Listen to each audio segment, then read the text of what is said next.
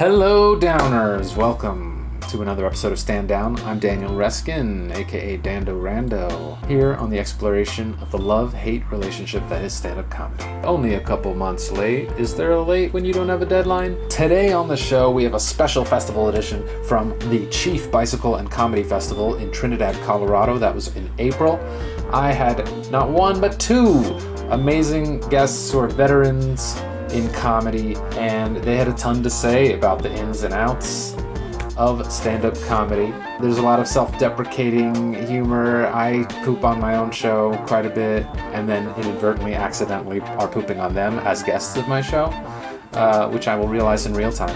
Another thing to realize is that I am a bit drunk, okay? I was a guest on the podcast before, Joke and Destroy, and great podcast, check them out. But they got me drunk on the seltzers, and so I'm a little more excitable. I don't know if I quite ramble, but I get lost in the thoughts a little bit, and looking back, I'm like, you should have just laughed and riffed and let them continue. And I don't realize just how much Ben is ready to leave 20 minutes before the podcast ends, because it's the last night of the festival. Everyone wants to party, Ben especially. The podcast has run its course, but I keep him there for an extra 20 minutes, and he begrudgingly spits out more and more wisdom. AJ, full of wisdom. Both of these juicy boys are full of wisdom. Enjoy the wisdom of AJ Finney and Ben Kronberg at the Chief Bicycle and Comedy Festival. Mwah. Oh my God, I got guests, I got an audience, it's an actual show, it's not the least popular show at the festival, everything's gonna be great, and that's actually quite perfect, because tonight's show is called standDOWN.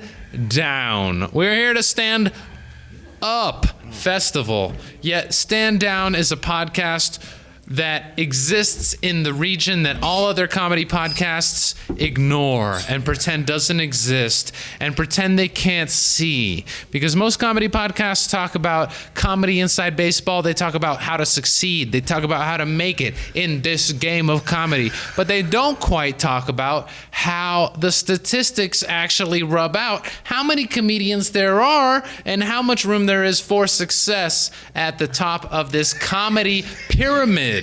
This shit is a numbers game, whether you are the funniest motherfucker in the world or you're just an open micer getting your feet wet in the world of comedy. So this standDOWN podcast is a place where we can unapologetically explore the love-hate relationship that is stand-up comedy in this unique freaking world, this weird thing that we do, and talk about what makes some of the funniest people on earth stop doing stand-up comedy, stop performing, and just the ins and outs. And one thing, we have a special festival edition of the show today, because we're here at the Southwest Chief Bicycle First and Comedy Second Festival here in Trinidad, Colorado, the gem of the Caribbean that is Southern Colorado. And thank you, audience. So happy to have you here. A handful of comedians, my girlfriend and her parents, which lovingly came out tonight. So, I mean, one might say almost unnecessarily come to a show that no one else has come to, that you could have watched on the internet. But we do appreciate everyone who's here. And it's almost poetic to have a show about the dark side of comedy, the realistic hesitations and implications we all have. But at a comedy festival where everyone has their best face forward, we're all seeing friends for the first time in forever. We're coming out of our corona holes to do comedy for the first time. There's a lot of fun comedy shit that's happening here.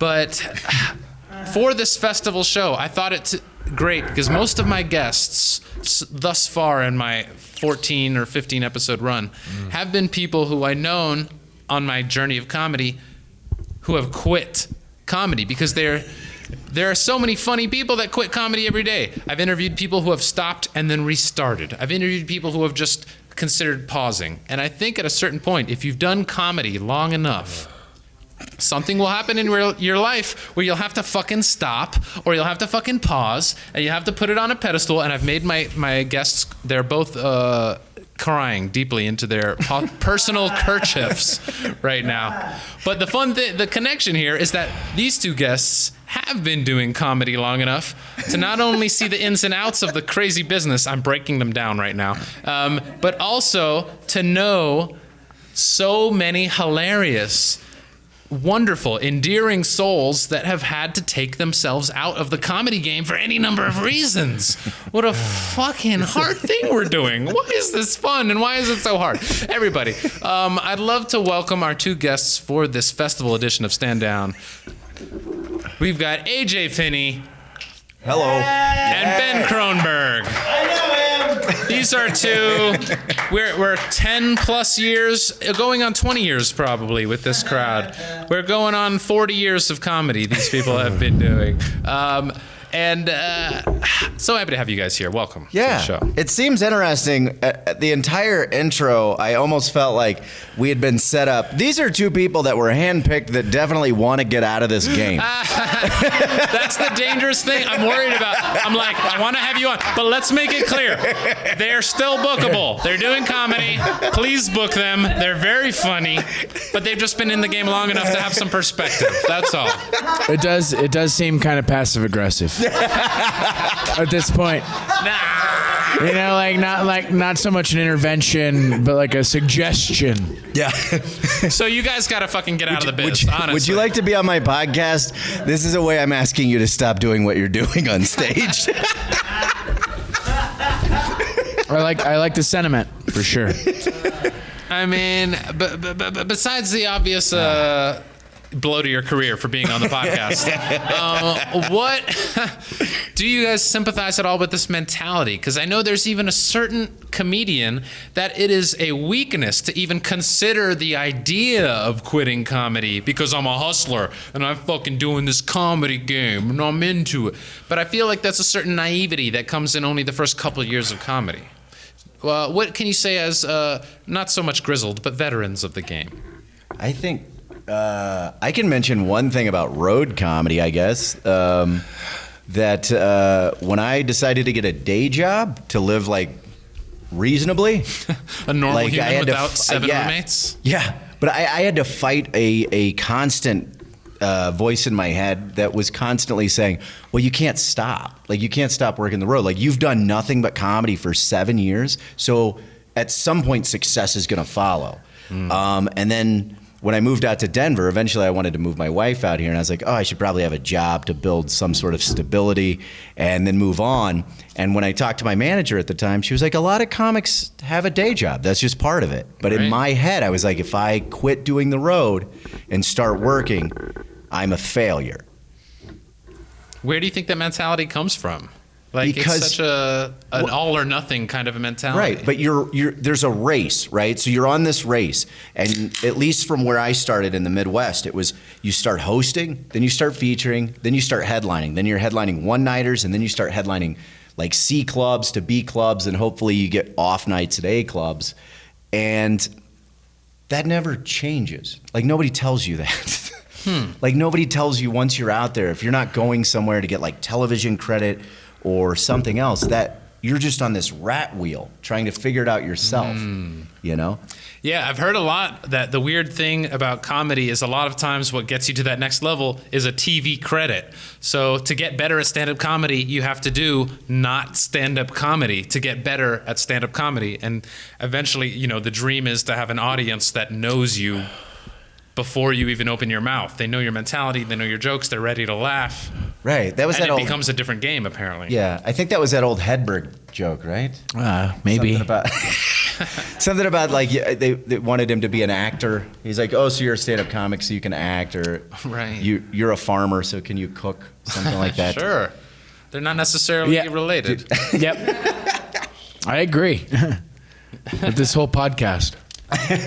I'm sorry, this is the worst. I've never started a podcast, so I would never have to quit doing a podcast. Ooh, way to dodge a bullet. But I didn't start comedy to not quit or to quit comedy or whatever. I think it's the taking the thing that you're doing so seriously that you would have to put up the politics of ending or quitting, right? Like that's why I don't necessarily believe in marriage. And if you're married, fucking have a good life. My wife is in the room. I know your wife is in the room. You just made a woman. That's in the first why row I cry. said that. Right. That's why I said it. But I think like it's like when you're, you know, like you need to take yourself seriously enough to do it and keep doing it. But I think it's when you have those expectations of things should be happening or this should be happening, and they're not, then you're like, well, I'm not gonna do it anymore because I'm not getting the thing out of it that I want to get out of it. But if you do it without really attaching yourself to wanting to get anything out of it, I think you'll be the most fulfilled. Interesting. So it's almost a Zen thing where it's like once you stop looking for the answer, you will find it. If you never start, you can never quit. Whoa. See, so that ties into the whole reason I started this podcast, because I was 14 years in and I'm reevaluating my relationship with comedy. Like, is my happiness tied up in the fact that I am either a successful or unsuccessful comedian? How many comedians think of themselves as successful? What a common stereotype is it to reach a new level of achievement and then automatically, instead of enjoying that level, comparing yourself to the next level and getting ready for the next thing? And like, it's a very showbiz kind of trope, but I still find it to be true as ever these days. Yeah, I think the hardest thing is that, and I've read a bunch of these self-help books, and it's just part of it. Like that, if you can enjoy the work process, and this kind of piggybacks off what Ben was saying. If you enjoy the work process and not the outcome, then you're always going to be successful. But it is hard not to get wrapped up into how long do I not have to have this job? Like when will I have enough money coming in to live the life the way I want? Why did this guy that walked into LA and he walked into the Comedy Store and he just had this great hair that they wanted for this part, and now he's everything, and I've been grinding it for 17 years, and they're just going, maybe next year. Right. You know? There's so many comedians out there who are just doing the right thing but just don't pop for any reason or another. Right. It could be an X factor. It could be the people who like you because you remind them of their childhood best friend. Like, it could be some random contest that you win in comedy, which is a whole other ball of worms where it's like... it's actually can of worms. Yeah. Well, it depends where you're from. Yeah. Is it? Ball of Worms made me think of a slimier version of that 80s horror movie Critters. I don't know why. Well, you open a can of worms, what do you get? A ball of worms in there. I mean, that's kind of how they coalesce. I guess. I feel you, though. Fair enough. Way to split worms. Yeah. My parents got divorced. Whoop, whoop. But Who else? All right. But they Shout out to Broken Homes. But I don't think like, you know, they got married like people that start comedy or do comedy. So the idea of like So they didn't get married hoping to get on the Tonight Show is what you're saying. No, they were told that things last forever, so you do this thing. Once you figured it out, you don't have to figure it out anymore. And I think comedy is that thing where you'd love to be able to crack the code and figure it out. And when you realize that you can't figure it out, that gives you the option to fucking get out of it because, well, if I'm not going to figure it out, then why would you do it? So I think... So if I'm not going to be the best, why bother? Yeah, so I think... Okay. But I think if you come to terms with the fact that you're never going to be able to figure it out, but you'll still be able to find fucking things that are enjoyable about it, why not keep doing it? Because you're still going to have to find something else that occupies your time until you die. Ooh. Right. So why not? And comedy is a very special shape for someone to request in their life. I don't think everyone has that comedy-shaped hole in their body that they have to fill. There's certainly a certain type of person. Right, a cylinder. Interesting. A certain V7, V8, V9, an extra cylinder. What is it like? Like, do you feel like it's weird when you see younger comics come into the game and they're so full of fire and they're so sure that they're like, I remember being in Miami, being over 5 years in and seeing some brand new comics come in being like, this is the second coming of comedy, bro. I got my friend videotaping my first set. This is going to be the change. I'm the next Eddie Murphy. I'm going to fucking change the game. Like, Sometimes Sometimes it's weird to watch that because you know that person's going to change in like 5 years. But if they survive. If they survive it. But it's also sometimes you can, I don't know, at those moments where you're kind of bitter and that bitterness starts to come in. Sometimes that young person, you go, I remember that. That felt pretty good. The naive fire. Oh, it's so good. Well, yeah, like I What think is that replaced with? A bitter understanding of the business? I don't think either of them are factual. It's just how we start to perceive it. Yeah, like it's interrupting nostalgia, the joy of nostalgia with the judgment of trying to be better. Like you're like, I'm not that anymore. That's not me. So you reject it. Like I don't want like you went through that thing, so you don't want to experience that anymore. So you have to compartmentalize that into a place where you can control it. So interesting. Like that brings up the huge issue of like outgrowing your set. Like if you're in comedy long enough, a big thing that happens is you start getting a couple jokes that work, you hang on to those jokes because they work, and then all of a sudden you're a different person, and now you're trying to sell material that no longer represents you. Right. How do you deal with that conflict? I'm on Tinder, so I know that. I'm putting pictures on Tinder that I still have like dark in my facial hair. But I'm just trying to get laid, bro. You're a salt and pepper fella. I'm just trying to get laid. Just like me, yeah. Just trying to lay it out there. Welcome me into your home. Am I zooming out? Let me crash on your futon. Okay. Let me pet your cat. Is this comedy and sex, or just comedy at this point, or both? Or I'm not sure. They're the same. Where's the line? Yeah. Where's the line? Some people get into comedy for the perceived rock star sex thing. Would you rather get canceled for your comedy or your sex? Oh, damn. Well, how do you want to be canceled, bro? I love the idea of like we all realize we will all be canceled at some point. it's inevitable at this point. Sure. Like that's the other thing that's really weird of just like you look at the growth of a person in comedy, like probably half of what you start doing at the beginning would clearly cancel you now. Ooh. And whatever you're doing now, if it will probably cancel you 10 years from now. It's called the N-word paradox. Oh my God. I mean, I get the joke, but I also understand this like starting. No, we can't use the word no anymore. As a comedian in like the early 2000s, there was a certain type of comic, and Louis C.K. I think was a big part of this, that tried to get away with saying the N-word in a comedy bit and like earning that as some sort of achievement to be like, I was able to say the N-word in comedy and I was not chased out of the room with torch picks and torch picks and forge picks. Yeah. Pitchforks. There you go. You understand. I think the phenomenon of doing that thing, like it's like a symptom of doing comedy. Like you learn that you can push the limits. Ooh. So the limits that are pushed keep being explored, and then you want like as comedians we play to the back of the room. So I imagine him saying those words. He was actually like trying to get approval from his peers. His peers.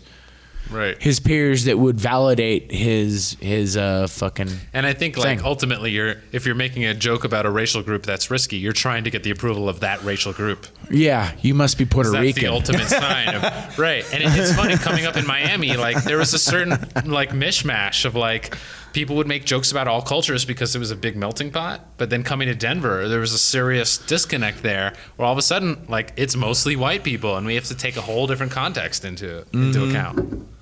Yeah, white people. I mean, you all have traveled around through your comedy I was waiting for you to go, seasons. you guys have traveled around various places in Denver, right? Like you white know. places, non-white places. Oh, right. I mean, have you found that like the comedy you do really has to reflect like the area you're in? And was that a hard lesson to learn? Or no? Do you just do what you do and they will accept it? Or they won't. Oh. You can eat it real hard. Those are magical moments where you decide at one point, like, this is not going well, and I'll either come back here or what's going to happen when I leave the stage. Physical safety and concern. Yeah, no, there's an emotional roller coaster when you're eating it hard hard. Like, not just like, oh, that joke didn't land. Okay, maybe something else is going to work. Oh, no, this isn't landing. I'm talking about, like, getting ready to walk out on stage, and you're like, I think I'm having a panic attack, and it's full, and then you're just frozen doing the jokes, and you hear your own voice, but inside your head you're going, this isn't working. How long have we been like this? Right. Yeah, not a good one. I'm not talking DMT. I'm talking, oh man, Right. why? Who is this asshole in my body saying these awful things that no one likes? Yeah, and I've had three really bad ones that I remember, and one was in New Jersey, and I'd never performed in the East Coast, and when I went out there, I was in Atlantic City, and I went out, it was full, everyone was excited, and I didn't know how it was booked. I thought I was hosting, so I didn't really plan a lot first night. I was like, I'll figure it out. And he goes, so you're doing 20 minutes, and then you'll do 10, and I was like, wait, what? I was like, I thought I was gonna do like 10, 15. And he goes, no, you'll do 25 now. And I was like, now it's going up? That's So a now heavy as I host. argue, I have to do more time? Right. And he goes, just go out, you're gonna be fine, be mostly clean, it's full, it's gonna be great. And I was like, what? And the guy that announced it, this was at the Tropicana in Atlantic City, and they just put on a recording. And it could not have been more like Valium, right? He just went, now everybody give it up for AJ Finney. And I was like, what is that? This is shushed not them to worth sleep. my energy. Right. And I was like just working through my self-deprecating. The East Coast does not like that at all. Like they just immediately find it to be a weakness and they just destroy you. And so I left. Thank God. I mean, the guy that went on crushed because of what I did. Did he make fun of you? No. Or he just they were embodied like, a different personality? No, not even. They just went, we just sat through 25 minutes of sadness. We don't even know what's happening. Someone say hello to us and we'll laugh. Wow. Like I left the stage and So I you went, did your job. yeah. Dude, I did You my set the time. headliner up for success. there you go. I wish it was the headliner. I set the feature up. And the headliner was like, man, like I've had some rough shows. And I was like, me too. And he goes, yeah, I know. I just watched it. And when it's so weird when you go back and there's nobody in the green room. I walked back and I was still in the midst of panic. And I was just going, okay, well, maybe no one knows. Like maybe it's in here. Right. And you're trying to lie to yourself enough to continue breathing, and it's just the owner. And he just went, what happened? And I was like, what? Oof. Can you give me a minute? And he goes, that is not the video you sent me. And I was like, that's not the video I want anyone to be sick. Can you? I just ate shit. And he goes, yeah, you ate a lot of shit on my stage. Damn. He goes, are you gonna do that TED Talk all week? And I was like, man, can't you just shoot me?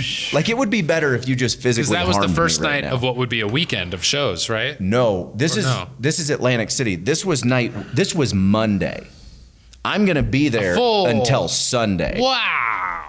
And that was the fullest the show got. And that's crazy because, yeah, I mean, you live in a world where, like, in comedy, to really know a comedian, you have to see them do a couple sets. And when you're dealing with bookers, they see one set, maybe a little thing of a video, and all of a sudden they get you as the human being you've grown into since that video. Yeah.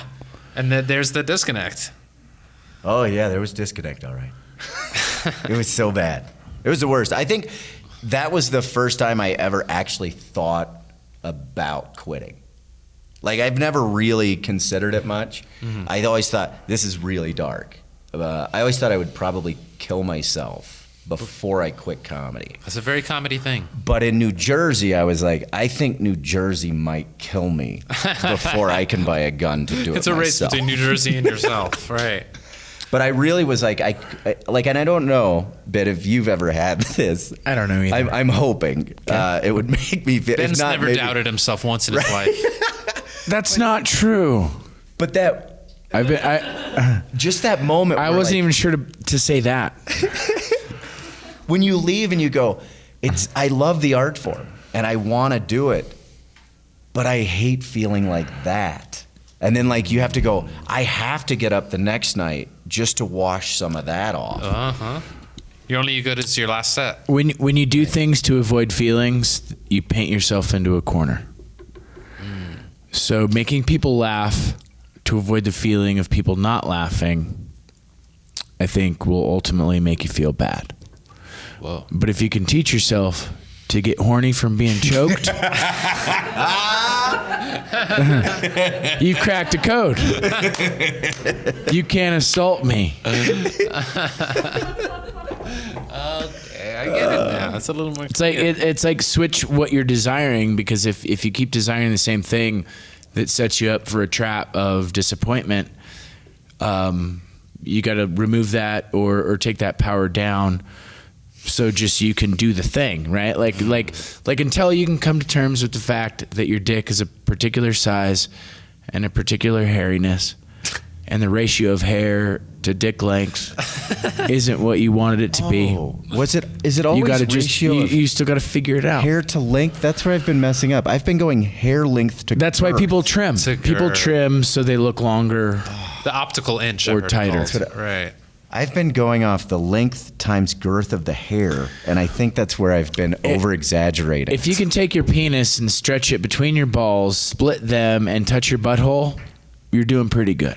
So I think what you guys are saying is that the difference between getting a lot of little laughs or a few really big laughs on comedy is what I think your girth to length there. Making people feel uncomfortable is sexy. Ooh. And then alleviating that hopefully discomfort. Nope. No, right. Hold on to it. There's if a you lot of sit with it. discomfort. Have you ever had that, Ben? Like, have you ever had that moment where, like, it's like for some reason it doesn't hit the way you want it, or you've set yourself up for an expectation, and I guess at the end of the day, it's all like the expectation that we don't hit, and that's why we feel a certain way, right? So, Comedy can So build some weird. false expectations. right. So, and what I'm grasping from the aura that Ben is really radiating. I right didn't now. wear deodorant. That's what I'm. Sorry, bro.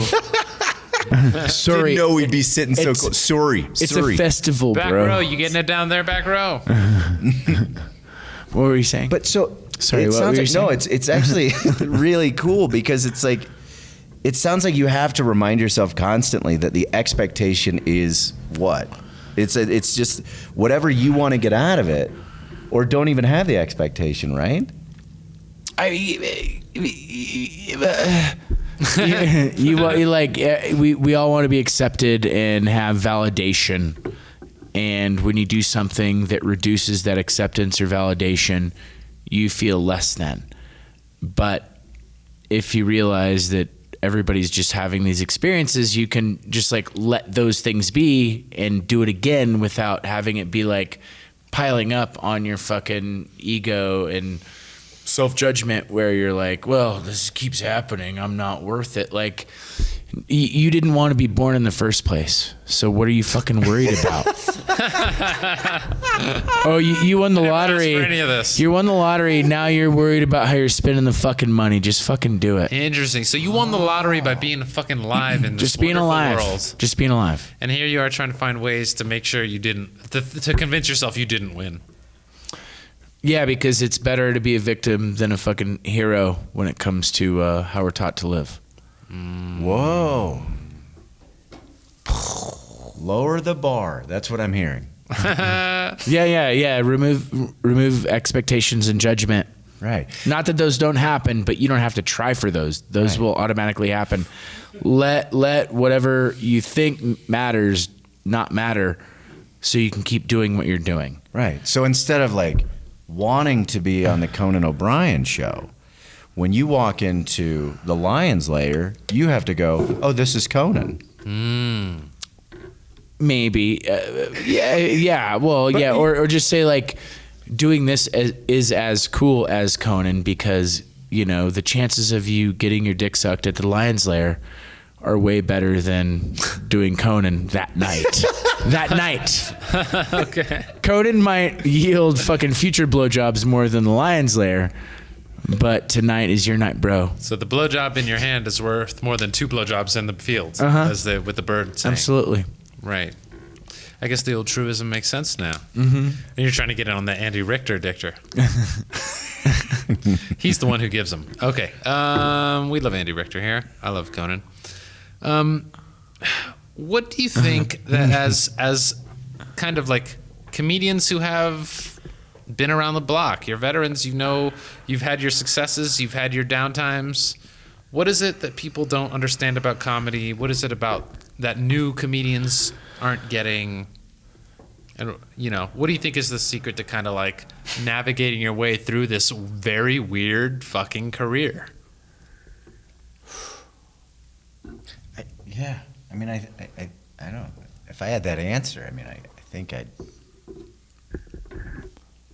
don't even know. Like, You don't have to have the answer.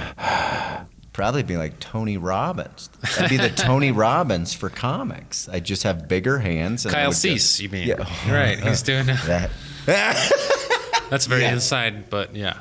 If you can't, those who can't teach, do, or what is it? Those who can't do. Those who can't teach, do. Those who can't do, teach. Right. That's the old saying. It's like, if you can't make it as a comic, drop out and start teaching young comics how to do comedy. Like that. There's a lot of pitfalls. There's a lot of side little stations to end up in comedy on this weird road. Yeah. I mean, what do you feel? I mean, you're fucking survivors, like in a world where it's like an 80% casualty rate. I'm sure there's a lot of other scenarios where people have used the term survivors, and they're going to be upset to hear you refer to us as survivors. I have definitely encroached upon. Did you have cancer? No, I just ate shit a lot a couple of times. People just don't think I'm funny. What? Oh, you ate shit at an open mic, and that's like having cancer? No, I ate shit in New Jersey. Fair enough. I think white guys eat shit better than any other race. Oh?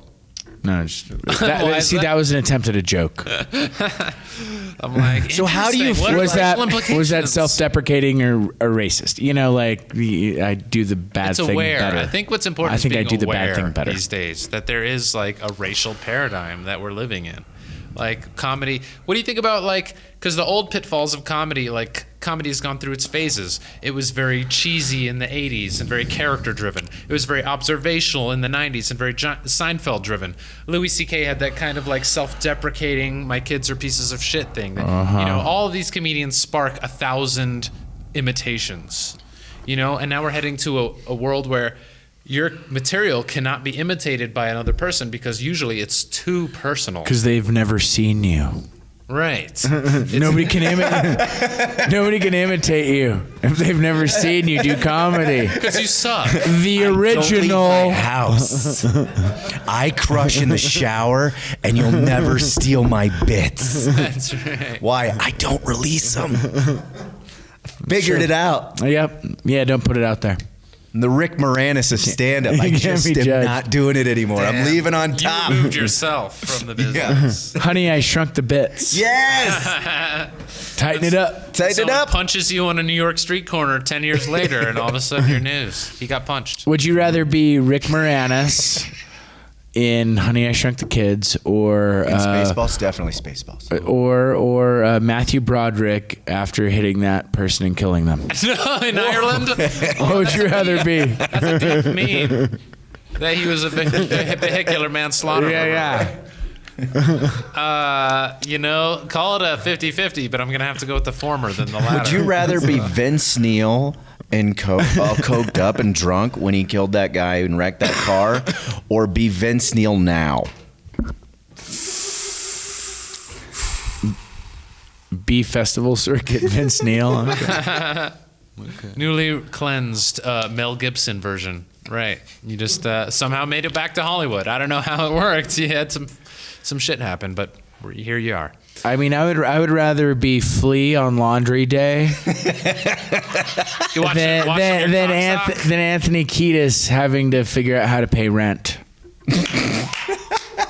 Deep cut for the Red Hot Chili Peppers fans out there, and 100% makes sense. So please listen to their discography and then re-listen to this podcast. Whew. Some heavy stuff, guys. I appreciate you coming with me on this journey, because honestly, so many podcasts are like, how'd you get started in comedy? How are you going to make it and be the next George Carlin? Like, we're all going to be awesome. We're all going to be friends at the top of the thing, and we're all going to be famous. It's not going to happen for everybody. I do think it's weird. Thank you. Does that weigh on you more the longer you're in it? Or you should just call this podcast Pep Talk. Yeah, Depression Central with the Daniel best Reskin. coach. Look, this is it. This is the end of the road. Yell at me like Tiger Woods' dad yelled at him. I'm going to tape a microphone to your hand to make sure you understand this from a young age.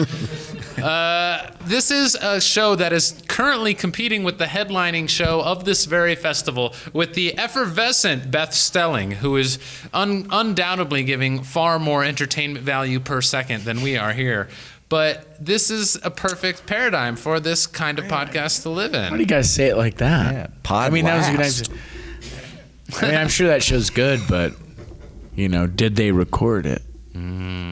Yes, with video. So if they didn't record it, did anyone see it? We've already discussed this. Yeah. Just it's safer in the shower. Did Beth Stelling sign a release to have the fucking recording fucking put out there? Ooh. I doubt it too. She's got a fucking manager. Did you sign the release for this? I wish they could have seen Ben's face. What? Wait, we're streaming right now on Twitch, aren't we? There's a camera in a very sensitive place on your body I'm not even going to tell you about. Bing bong. Okay. Well,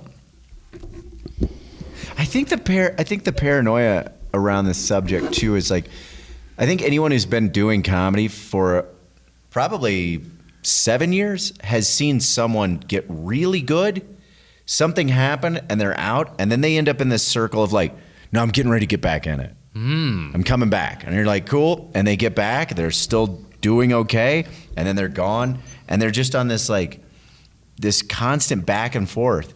And then it gets in your head, and you go, well, I can't get away for too long, or I'm going to end up the guy that's trying to get back in it. Or I think the big fear in my head has always been like, this is the thing I never want to hear is I used to be a comic. Right. Like that sentence breaks my heart so much. Interesting.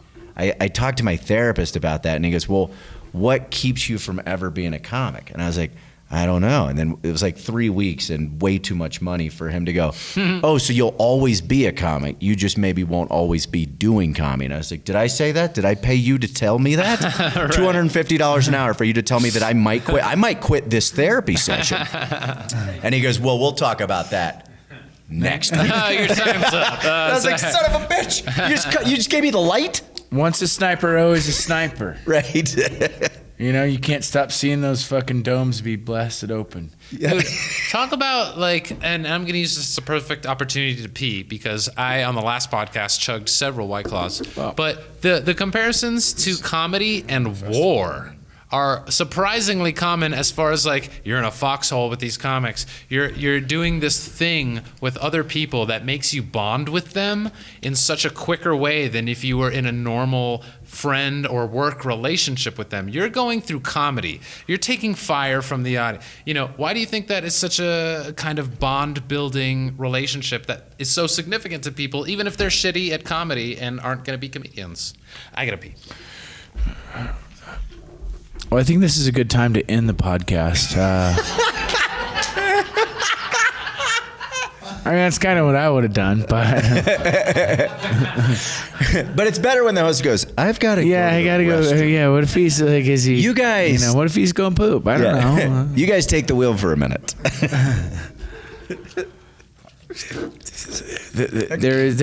You go. You do the. We love life. And then, life fucking shoots us in the foot and fucking makes us feel bad, or fucking we do the wrong thing, or we cheat on our wife, or. My wife is here, Ben.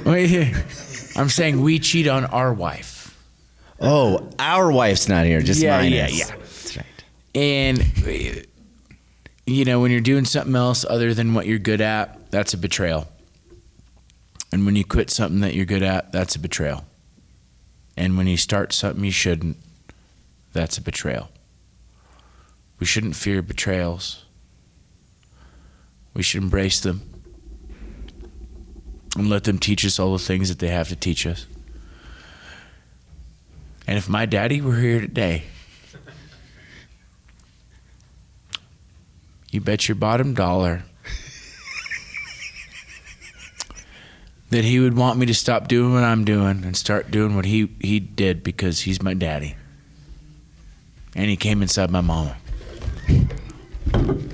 That was more beautiful than I thought it was going to be. Wow.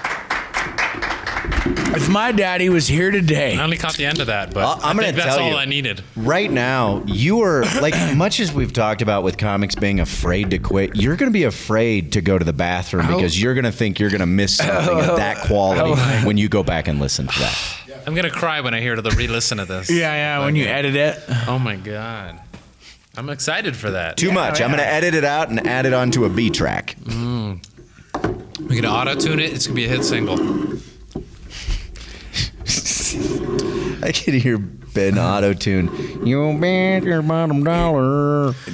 So in a meta perspective, is this like kind of subjects? It's pretty weird. You two have been on many podcasts and many shows. Have, is breaching this stuff kind of uncomfortable, or how do we feel? I mean, yeah.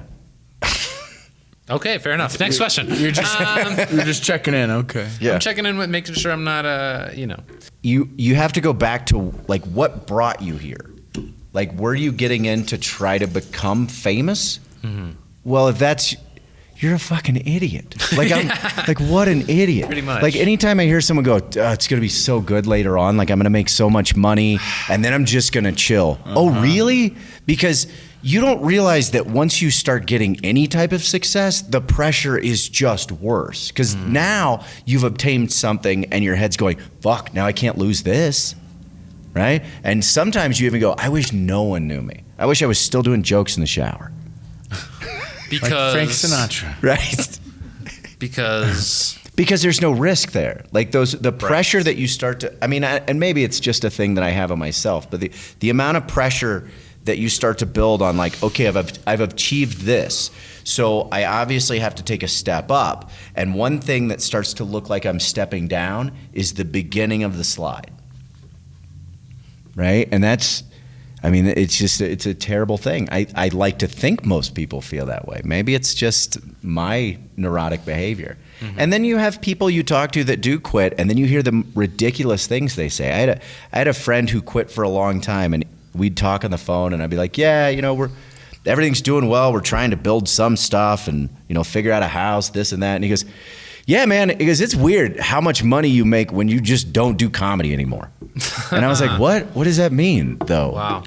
And then I was like, does that make you happy? And he goes, I don't know about that. I'm just saying I just live fine now. I'm not behind on rent. And I'm like, but I think about those struggles sometimes and how much fun those times were. I was like, I mean, Marciana, well, my wife, Ben and I's wife. He's married.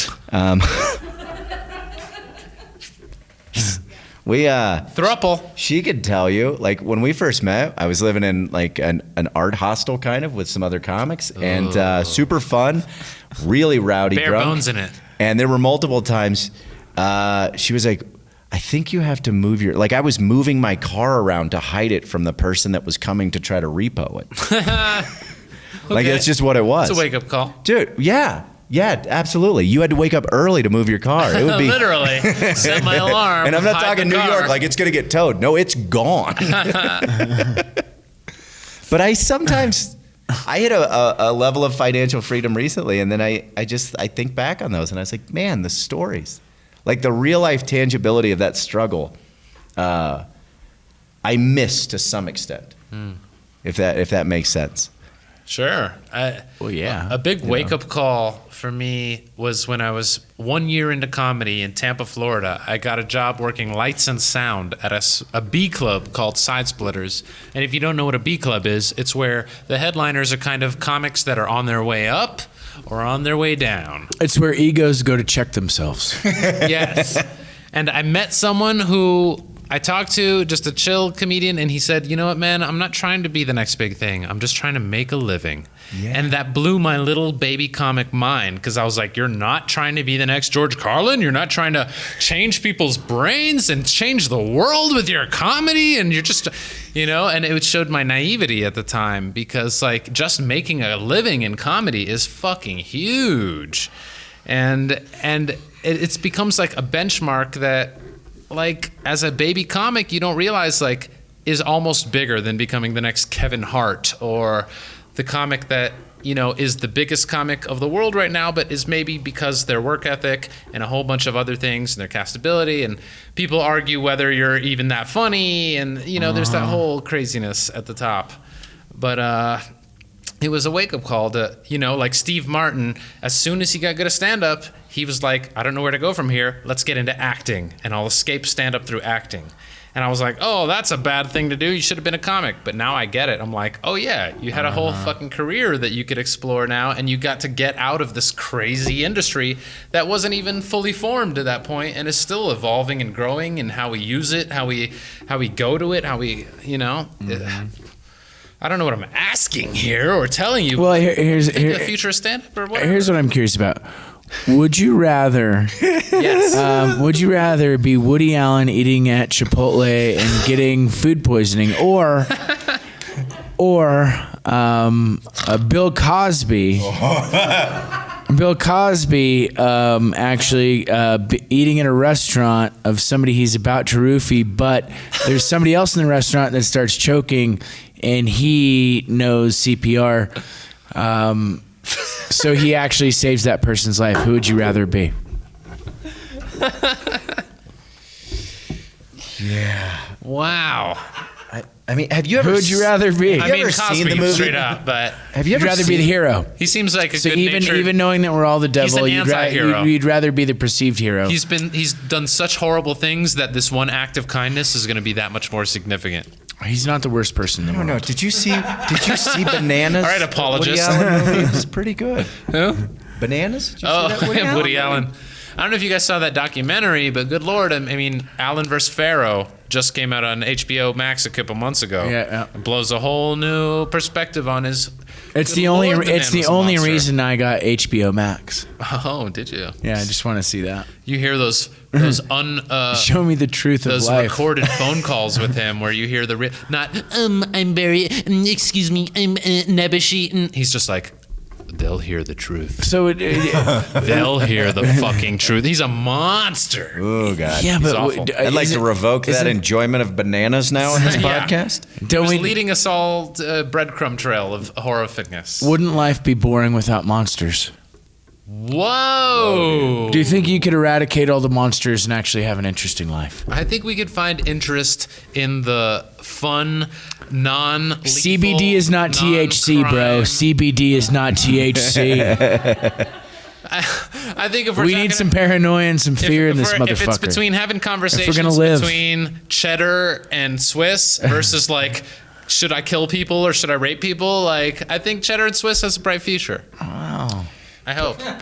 Until cheddar kills someone, and then What if you're lactose intolerant? I'm sorry, I wasn't woke enough for that question. I should have thought about all my dietary needs restriction people. I mean, I think comedians aren't the worst people, but we do tap into and we go to the fucking. Cross the line. We Touch go. the line. We go to the fucking the babbling spring to get the water to share with the people. but we've usually dosed that water. Is that what you're saying? Well, yeah, we dose it with our own fucking Spiked juice, and sometimes it's safe, sometimes it's dangerous, but we're what brings one of the things that what brings it to people, and I think to quit the thing, to quit it's like to quit being a priest because you stop believing in God, that's okay, but to quit being a priest because you were convicted of molesting too many children, well, that's the right thing to do.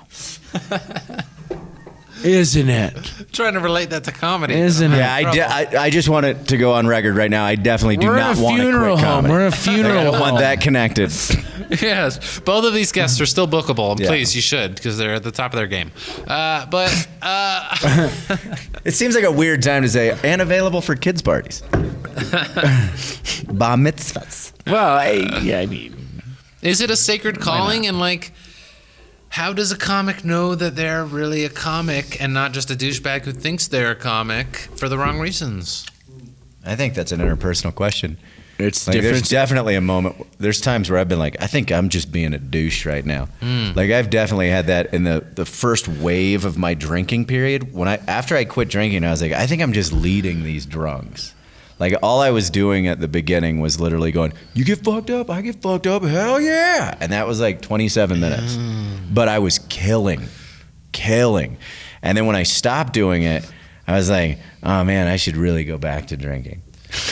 And I mean, that's a whole other paradigm of like the way comedians either get fucked up or don't, or some combination on stage to like fuel their persona or not, or like, how is your Cheers to that. cheers to that for the drinkers. I don't know why I grabbed my bottle of water. This is how influential I am. I'm like, I'm definitely. It's inevitable. I'd love if you guys could talk about Chew like some gum. your Don't smoke first a cigarette. I'd love if you guys could talk about like your first major turn as a comedian, where like, you know, you do it a certain young amount of time and you think you're this comic, but it turns out you're actually maturing. You still have a ways to go, and whether it has to do with what alcohol you're consuming or just what you're talking about. How, you know, finding that voice, as I say. People say you need 10 to 20 years to find your voice in comedy is the conventional wisdom, the 10,000 hours Malcolm Gladwellian paradigm that people insert. But of course, this is all bullshit, because we're in a world where comedy is a very new art form and people look to what's been successful in the past as a guide. But of course, that's not a guide, because that worked for them and not you, because it's not fucking selling widgets. We're doing art here, which is a very personal and unique thing. Yeah. Yeah. So like, how do you reconcile that as like, you guys are graduated, you're fully formed fucking adult ass comedians who have been able to been through those changes. How has that been?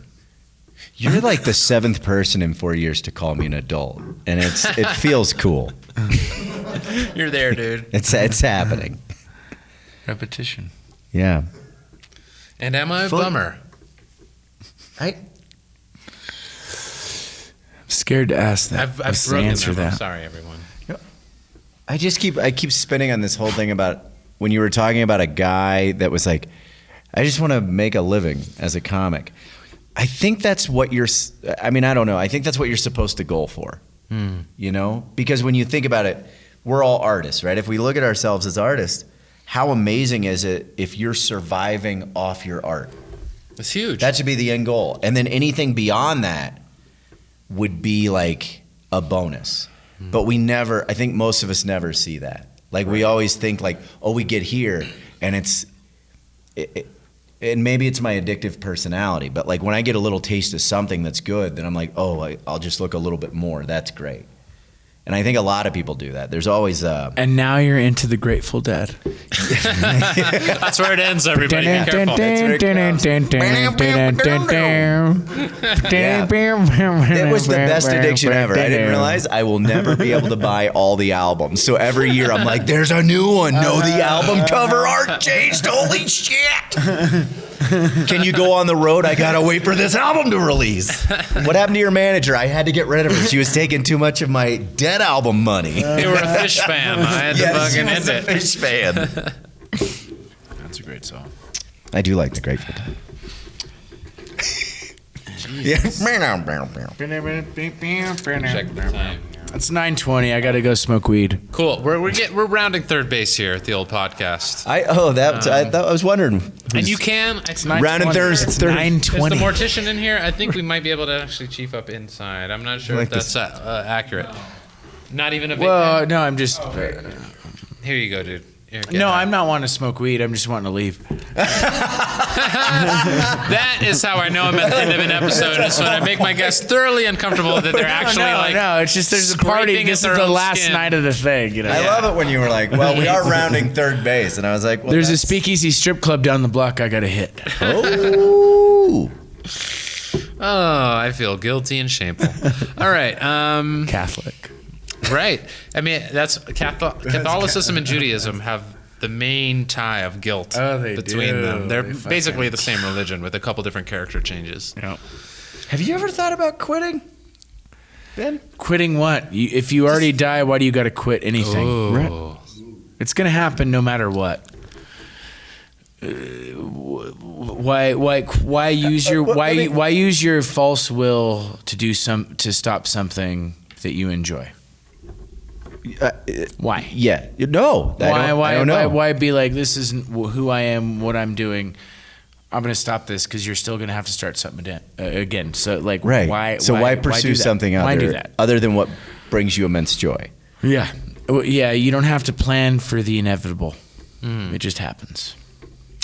But do you think there's a difference? And I'm going to give you a backhanded compliment here that you two are very talented and funny people. Think of all the people who kind of just don't have the chops. How does the equation change when, like, either it would take too long for them to get good, or they just don't have what it takes, or whatnot? But who makes that decision? The audience. Because but have you ever seen someone turn? Yeah. It is fucking amazing. Incredible. Like, I've seen it with some people, like 3 years in, where I'm like, who the fuck is getting that? Like, what are you doing? But you can't say it because in the back of your head, they're like, there's something there, but will they hit it? There was a guy I was watching for a long time in Kansas City, just really all over the place. But you could see it. And if he ever connected it, it was going to hit. They had it somewhere. Yeah, and I've seen it, like that spark explode, and I'm like, if you could bottle that, watch it, understand what you did, and somehow recreate it, it'd be amazing. Love. Well, it reminds love. me. It was the love that night, It's right? that simple, but it's that Recreate this. difficult. Because it's like, I remember talking to my stepdad one night in a fairly heated exchange. He's a stockbroker and doesn't quite understand art. Yeah. And he was basically just like trying to understand my career and how long I've been at it and why I haven't hit, and being like, well, Dan, it seems like to me you just have to say something that no one's ever said in a way that no one's ever said it. That's all you have to do. And I'm like, oh, is that all I have to do? Thanks. That's what all comedians are working towards, slowly and toilessly fucking trying to get there. It's not a thing you just decide to do and it comes out tomorrow. You know, like, that's the kind of normie misunderstanding, or some kind of like, if I was doing comedy, I'd just be incredible at it. Why don't you do that? You know? My younger brother, and my younger brother Philip is one of the funniest people naturally. He doesn't know how to encapsulate it to ever take it to the stage, but I can't really. I think those are the funniest people on earth, by the way. The people who don't bring it on stage and keep it perfectly situated in their situation. They never have to quit comedy. Right. They're just doing. They just let themselves That's be how comedy. they did it. They never got on stage. Don't start, don't quit. Don't quit. They never pursued it. They looked at the stage and were like, I know where that ends. Right. I'd rather make the people I love laugh and have great lives. But he said the weirdest thing to me one time, and it was in I had a manic episode and I was working through some stuff, and he just said, TJ works at a grocery store. And I was like, okay. And he goes, and there's nothing wrong with that. And I went, what? And he goes, he works at a grocery store. That's all he does. He doesn't have to do anything more. He's not pursuing anything else. He's happy. And there's nothing wrong with that. It took me years. I was like, when he told me that, I was like, yeah. I mean, if you just want to fucking give up. I mean, that's all you want to do. Right, you think it's a defeat of Oh, some look kind. at me. Oh, I'm so cool. What do? I fucking wash and move melons. Oh, you're crushing it, dude. Fuck off. And then after years of beating my head on the road, I was like, oh, man, he figured it out just earlier than I did. We're all just eventually going to be washing and moving melons. That's it. Wow. Oh, yeah. We're all just melon washers. We're just if you're lucky. We're all euphemism derogatory melon washers. Except for Gallagher. He smashes them. Fucking apple eater. Apple eater. Orange peeler. Peach slurper. Fucking citrus juicer. Oh, guilty. Guilty. Sucking on a lemon White Claw right now. But I think that's part of the weird drive that a lot of comics and performers have. They don't understand that basis of normal life. Like I think that's what I might have been trying to get at in this long-winded run. Was my brother saw it. He goes, this guy has a job that seems just like a regular thing, and he's tried several times to drill it into my head that there's nothing wrong with it. But in the back of my head, I'm going, sure, there's still something I wish that I didn't feel that was like, yeah, but he gave up. He's not striving for manager. He's not trying to get this dude's make like, his way up and manage a fucking grocery store. I clean the that's fruit. not for everybody. Yeah, they're like, we could make you a manager and you'll make a lot more money. And he's just like, no, man, I do this. I go home. I smoke weed. I'm fine. Right. If you drug test me, my life's over. I go to a different grocery You store. find value in your life somewhere I'm out else. of Safeway. I'm going to Kroger. That's what happens. Yeah. Right? What's after that? I don't know. We didn't think that far ahead because, again, this is what I do. Just move the melons. But he's still avoiding death, right? Absolutely. Well, we're all avoiding death by So living. I think that's what we're doing. We're all avoiding death, and what we choose to do to avoid death, we conflate that into dreams and hopes and creativity. But it's just a way to fucking avoid death or wait while It's a very we're not- convenient way to avoid death. For Yeah. Sure. Yeah. You got to convince yourself that you're like contributing to some artistic greater good and Yeah, a yeah. narrative. Give of, yourself like, some waking value. people up via my art. Yeah. Yeah, this is why I mattered. Sure. We're gonna be dead a lot longer than we're alive. That's we for don't sure. we don't fucking matter. But we do. We never have. This is why. Slam a Would white this claw. exist if we mattered? Station break to the We're White just Claw. trying not to die. A fair interpretation. I should have asked that guy what he did. As I should have found the melon guy and asked him. I'm like, my brother thinks that you're just good, and I bet he would have been like, no, dude, really, I'm on probation, and I just have to do this. Every time I grab a melon, I think about it, and I'm like, these are my kids that put me. I wanted to do something. I wanted to travel and sell vacuum cleaners. I have ideas, but it's just fucking melons, man. And I tell people it's fine. It's not fine. Yes. It's not fine. Would you rather? Would you rather fix Hitler's toilet Okay. or murder Einstein's dog? Wow. I'm assuming there's an equal net positive good or bad. It's going to equal out in the universe. That's somehow. for you. You decide that. Fuck. Do I want to deal with Hitler's dukes? Do you or wanna- kill do you a wanna- puppy? do you wanna kill I'm a gonna puppy? deal with the shit, dude. I'm shitting it. You're gonna I'm telling help you Hitler right out. now, though. I'll touch Hitler's dukins. Okay. But is it? You got to think about Hitler though. Like there's more than Dukins in there, bro. Also, Dukins is a new word for me. Thank you. You're welcome. There's more in there. I mean, there's German a lot Bitcoin. of things. There's German. That was original NFT. You know how many Dukins I got? How many Dukins? Yeah. I don't think I'm ever quitting comedy, but I might quit. That's what I want to podcasts. know. Don't quit. Okay, yeah. This might be the impetus you need to quit podcasting. Gentlemen, we're at the close here. And I'd like to thank everyone who came out here on this wonderful podcast. We are, fully fledged the C show of the night, which is understandable. It's a comedy festival. There's big headliners happening, and that's the nature of the biz. You think you're a big fish. Maybe No, you're just not a us. medium We definitely fish. got roasted again. Who We got on knows? the quitting I podcast. am thanking / insulting my guests here. A lot of in people way that are definitely not quitting performing now, but we were able to get these two sloughs. Oh God, I'm an awful human. So, gentlemen, any kind Nope. of like Absolutely not.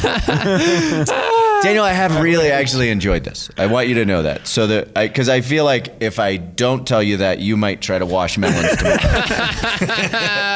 There's nothing wrong with it. My brother told me.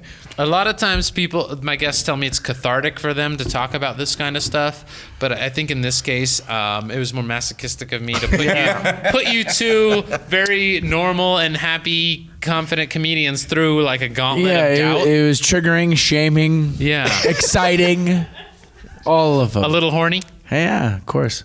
Good. Okay. You know me, dog. What are some final thoughts can I get from you two wizards, you sages of comedy, being a wizard. for the future after we're all long dead and people are digging up this podcast in a future podcast archive? When it's been transferred to reel to reel. After stand-up comedy has become back such a to- warped and bastardized version of what it is for us right now. Just what is some general knowledge from your time on this earth that you can give the future comedy humans that are born in this world? I mean, isn't that what this podcast has been about? I think we've already done that. Okay? Like, listen. He's getting It's angry. like somebody who gets into the thing. I mean, Gulp. we're all here together. Let's make the best of it. If you stop doing something that you like to once do, that's natural. And if you keep doing something that you once liked doing and you don't like it anymore, that's also natural. Whatever happens to you and whatever happens to me, you know, at the end of the day, we're all going to be better for knowing each other. And I never broke up with anybody like this, but I still love you. I can't be in this relationship anymore. It's not you. It's me. That's when you tie a bunch of bed sheets down from your fucking apartment to escape it, you know? And they wake up and you're like, no, I'm doing a bit here. It's not you, it's me. Damn. That took a turn. Okay, nice. So, Ben Kronberg and AJ Finney, I can't thank you enough for adding your fucking wisdom to this discussion of stand-up comedy and its ins and outs, its loves, its hates. Yeah. Guys, thank you so much for Thank being you. here and being on this therapeutic, hopefully for some, journey through comedy and the weird way that stand-up comedy intersects with human life. So true. Day 3 of a comedy festival. That's when you want to get compassionate. So true. And now that we've broken down everyone and we all feel sad, let's go out there and enjoy the night, everybody. There's a couple shows left. Thank you so much for being here. My name is Daniel Reskin. You can check this podcast out wherever that happens. Have a great night. They didn't quit. It's not just for people who've quit. Okay. I think that's becoming clear, hopefully.